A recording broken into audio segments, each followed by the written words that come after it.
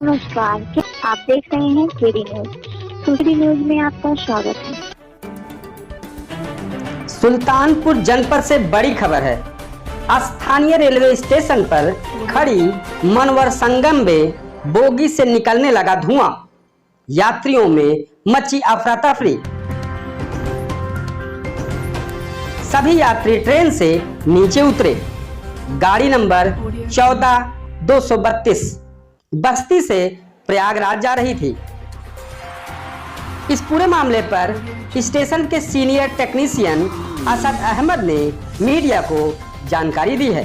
की वजह से कुछ शॉर्ट हो गया था, उसमें धुआं निकल रहा था, डिस्कनेक्ट कर दिया गया उसका फ्यूज वगैरह, बैटरी कनेक्शन वगैरह डिस्कनेक्ट करके बगल के कोच से टीसी देके उसको लाइटेड कर दिया गया है। कोई हताहत तो नहीं हुआ? नहीं, कोई प्रॉब्लम नहीं हुई है। अच्छा, थोड़ा सा माइनर सा था, वो फ्यूज काट के उसको बगल से टीसी दे दी गई है। अब गाड़ी लाइटेड जा रही है। अच्छा, गाड़ी जा रही है।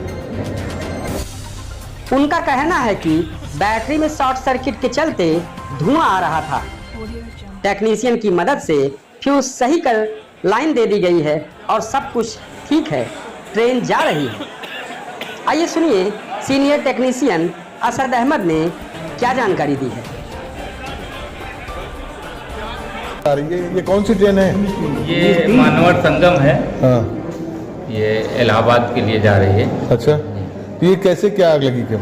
इसमें कुछ बैटरी से शॉर्ट सर्किट की वजह से कुछ शॉर्ट हो गया था, उसमें धुआं निकल रहा था, डिस्कनेक्ट कर दिया गया उसका फ्यूज वगैरह, बैटरी कनेक्शन वगैरह कनेक्ट करके बगल के कोच से टीसी देके उसको लाइटेड कर दिया गया है। कोई हताहत तो नहीं हुआ? नहीं, कोई प्रॉब्लम नहीं हुई है। अच्छा, थोड़ा सा माइनर सा था, वो फ्यूज काट के उसको बगल से टीसी दे दी गई है। अब गाड़ी लाइटेड जा रही है। अच्छा, गाड़ी जा रही है।